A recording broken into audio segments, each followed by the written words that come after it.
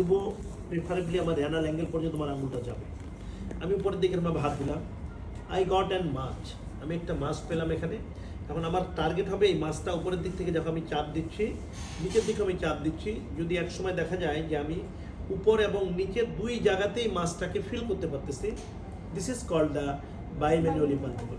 But if I fail, যদি আমি না পারি, তখন আমি যদি উপরের থেকে এরকম করে ধাক্কা দিই, স্ট্রোক করি, উপর মাছটা দুপুরে আসে, নিচে কিন্তু ধাক্কা দিয়ে কোনো লাভ নেই। মাছটা এরভাবে দিলাম বা নিচে একটা মাছ ফিল করেছি আমি উপরের দিকে ধাক্কা দিলাম এবং এই ধাক্কাতে আমি উপরে এসে আমার এখানে লাগলো আমার হাতে, দিস ইজ কল্ড দ্য ব্যালোটেবল। ঠিক আছে, তাহলে এখানে তুমি তাহলে আমি কিডনিটা দেখলাম। এরপর আমি চলে আসছি স্প্লিন দেখার যে টেকনিকটা। স্প্লিন দেখার বইয়ের কথা হলো যে তুমি রিপ কেসে এখানে হাত রাখবা এবং এই রিপ কেসে হাত রেখে জাস্ট কস্টাল মার্জিনে হাত দিয়ে পেশেন্টকে বলবা যে আপনি জোরে ব্রিথ নেন। আমি কি বোঝাতে পেরেছি? This is the standard procedure. মানে আমি যেটা বলছি এটা হলো এ থেকে হাসিসন এরকম করেই লেখা, যে তুমি এখানে হাত দিবা এবং তুমি রিবের বরাবর, রিবের নিচে সাবকস্টাল মার্জিনে হাত দিয়ে পেশেন্টকে শ্বাস নিতে বলবা। ইফ ইউ ফিল সামথিং, যদি অনেক বড়, then you go back to the margin. কিন্তু আমাদের স্যাররা আগে থেকে গতানুগতিকভাবে আমাদের যে জিনিসটা শিখিয়েছেন বা মানে আমরা শিখে আসছি, আমরা মনে করি যে এখান থেকে শুরু করে একবার রাইট ইলিয়াক ফোসা থেকে এরকম আমি পালপেট করতে করতে করতে করতে করতে করতে জায়গায় যাবো। তো যেহেতু এটাই একটু মানে বইয়ের মতো না হলেও সর্বজন স্বীকৃত, এখান থেকে করে গেলে দোষ নয়, তাহলে এখান থেকে করবা। ঠিক আছে, তাহলে তুমি এখানে একটা হাত দিবা। এখানে অনেক এক্সামিনার আবার হাত দেওয়ার ব্যাপারে অনেক এক্সামিনারের অ্যালার্জি আছে। সেই ক্ষেত্রে তোমার ব্যাখ্যা হবে, যদি বলে যে তুমি এখানে হাত দিলা কেন, বলে স্যার হাত দেওয়ার যুক্তিটা হলো, হাসিসেনের কথা বলছি আমি, হাত দেওয়ার কথা হলো যেমন বাবা শ্বাস নাও তো জোরে, এই যে শ্বাস নিলে কি হচ্ছে, ডায়াফ্রামটা নিচের দিকে আসতেছে।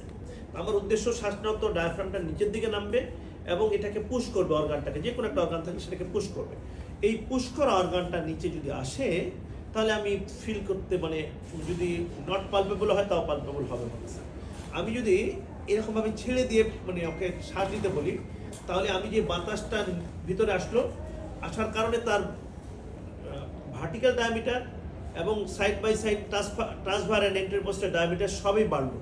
তো সব দিকে বাড়লে তো ভার্টিক্যালটা একটু অনেক, মনে করো তোমার যদি এতটুকু বাতাস আসে, তাহলে সব দিকে হলে ভার্টিক্যালটা যা বাড়বে, তুমি একটা সাইজকে যদি এভাবে চিপে ধরো, তাহলে তো নিচেই ভার্টিক্যালটা বেশি হবে বলে এটা পুশ, আমি বইয়ের কথা বলছি নাকি, তাহলে এটা নিচে পুশ বেশি হবে বলে তুমি ভালো দেখতে পারবে।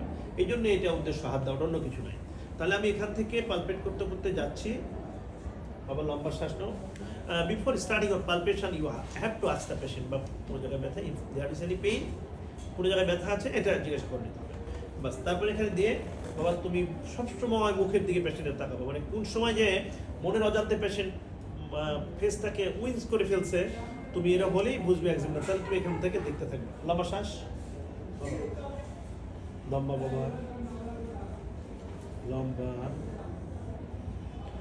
এই জায়গা দেখার পরে আবার এই জায়গায় দেখবা, কারণ যে in case of children long recess of the split may not toward the right left side, may the left feet left side. সুতরাং এখানে থাকবে লম্বা শ্বাস,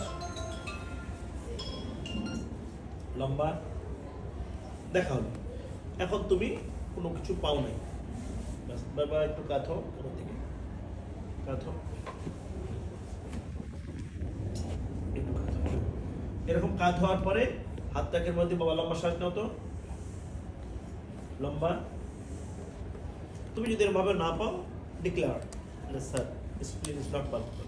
স্যার কাট করার পর কি পায়ের পুরো পজিশন চেঞ্জ করতে হবে নাকি স্যার? এটা ভালো বলছো, যে এটা আরেকটু ভালো হলো, যে পাটাকে এরকম করে নিয়ে করলে আরো বেশি একটু মানে রিল্যাক্স হবে। লম্বা শ্বাস, শেষ। তাহলে দেখলা তুমি যে ইট ইজ নট পালপেবল। এখন তুমি চলে যাও এখানে যে তুমি পালপেট হয় নাই, কিন্তু দেখা গেলো যে পালপেবল ছিল, স্প্লিনটা পালপেবল ছিল এবং তুমি সেই পালপেবলটা এই মার্জিনে পেয়েছো, টিপটাকে এই মার্জিনে পেয়েছো। দেন তুমি তিনটা কাজ করবে। প্রথমে এটাকে পালপেশনটা কমপ্লিট করবা। কেমন করে কমপ্লিট করবা? কী কী দেখতে হবে? সারফেস দেখতে হবে, বর্ডার দেখতে হবে, টেন্ডারনেস আছে কিনা এটা দেখতে হবে। তাহলে তুমি এরকম করে পুরোটার স্ক্র্যাচ করো। এই এটা থ্যালাসেমিয়া পেশেন্টটা, তাহলে বাবা তুমি